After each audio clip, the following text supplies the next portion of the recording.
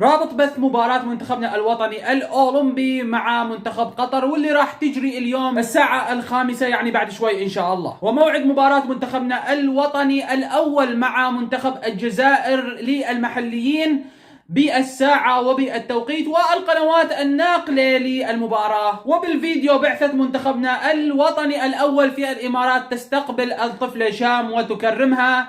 خلونا نشوف الفيديو آخر شيء إن شاء الله مع بعض. السلام عليكم ورحمة الله وبركاته، شلونكم شخباركم؟ وأهلا وسهلا بكم مقطع جديد. لا تنسوا تحطوا لنا لايك الفيديو، سبسكرايب القناة وتفعلون زر الجرس مشان توصلكم أخبار الكرة السورية أول بأول. ويلا نستمتع بالمقطع. اليوم إن شاء الله مثل ما تعرفون بعد شوي الساعة 5 يلتقي منتخبنا الوطني الأولمبي منتخب قطر الأولمبي ضمن نصف نهائي غرب آسيا للمنتخبات الأولمبية تحت 23 عام. طيب والمهم انه راح احط لكم رابط نقل المباراه ان شاء الله بالوصف، واثبت لكم اياه باول تعليق. وبالمناسبه القنوات الناقله هي قنوات السعوديه الرياضيه اللي راح اثبت لكم رابطها بالوصف مثل ما قلت وباول تعليق ايضا. اما خبرنا الثاني يتعلق بالمنتخب الاول للرجال، حيث يخوض منتخبنا الوطني الاول مباراه وديه ضد منتخب الجزائر للمحليين بقياده المدرب بوقره، وليس بقياده بالماضي يقود منتخب الجزائر واللي يحوي المحترفين. اما نحن مباراتنا راح تكون مع منتخب الجزائر للمحليين يوم غد إن شاء الله الأحد الساعة 9:30 بتوقيت سوريا. طبعا هذا الكلام جبت لكم إياه موثوق جدا جدا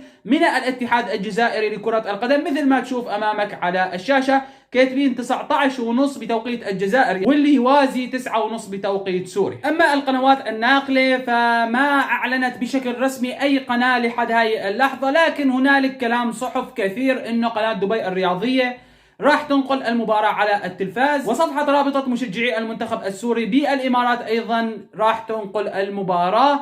في حال نقلت المباراة راح أثبت لكم إياه أيضا بالوصف مع رابط مباراة منتخبنا الأولمبي، وراح أحط لكم إياه أيضا بأول تعليق. يعني في حال شفت رابطين اعرف إنه مباراة الرجال منقولة. أما خبرنا الثالث واللي هو عن الطفلة شام اللي حائزة على بطولة القراءة بالإمارات، واللي فازت من بين 20 مليون متسابق. ما شاء الله عليها، ما شاء الله عليها، ألف مبروك للطفلة شام، ألف مبروك لكل سوريا. طبعا راح نشوف مع بعض الفيديو لاستقبال بعثة منتخبنا الوطني بالإمارات للطفلة شام وأهلها وتكريمها لهم. خلونا نشوف الفيديو مع بعض.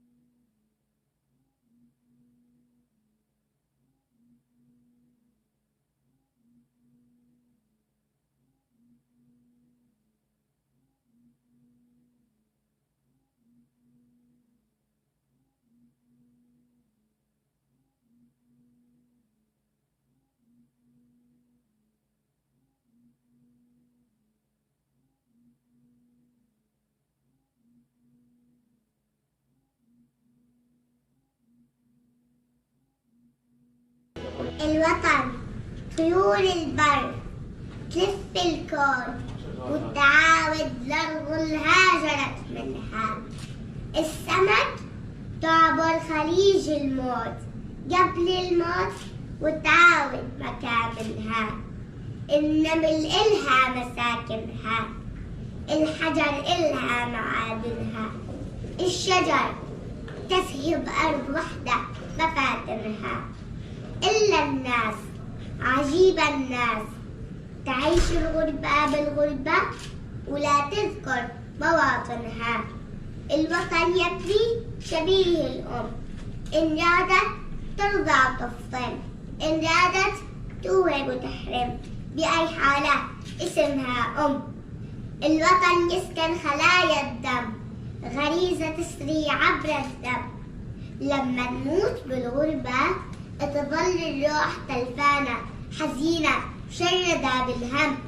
الوطن عزة وكرامة وصحبة المجتان، الوطن صبر وعزيمة وقوة الإيمان.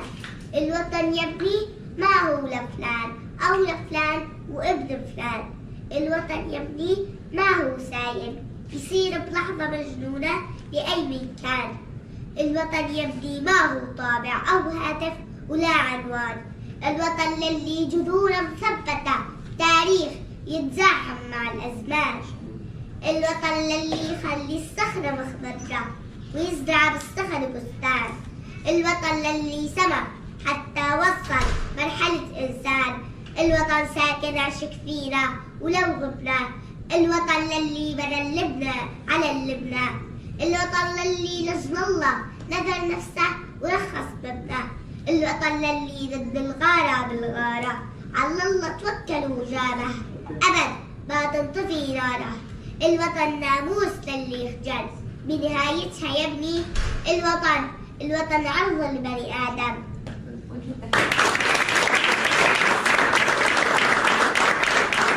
شام، هل سبق وقرأتي شيء عن كرة القدم من خلال الكتب التي قرأتيها؟